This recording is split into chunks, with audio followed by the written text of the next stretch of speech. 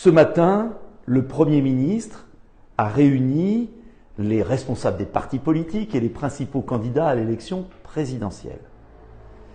L'élection présidentielle, oui, est le 10 avril, dans moins de 90 jours, 3 mois juste, pour décider du destin de la France, de son avenir, pour savoir si le petit dictateur, comme je l'appelle maintenant, va être réélu.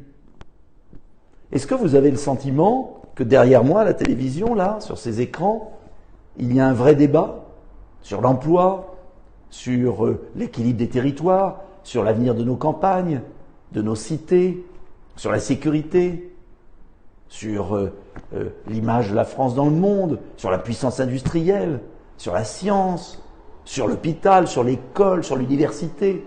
Est-ce qu'il y a un débat derrière? Non. On parle que des masques, du Covid, matin, midi et soir. Alors ce matin, le Premier ministre nous a réunis pour nous dire qu'il y avait un horrible virus qui allait changer l'élection présidentielle et qu'il fallait se préparer. Je me suis demandé s'il ne nous préparait pas le pass sanitaire ou le pass vaccinal pour entrer dans les bureaux de vote. Il nous a rassurés. Mais quelle est sa parole?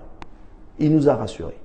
Deuxièmement, il nous a dit qu'il n'y aurait qu'une procuration par personne, parce que c'est le Conseil constitutionnel qui décide, une loi organique, etc. Tant mieux. Pas de vote par correspondance. Tant mieux. Tant mieux.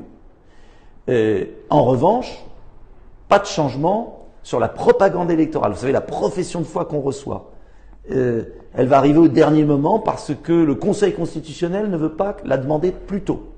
Pourquoi, on ne sait pas.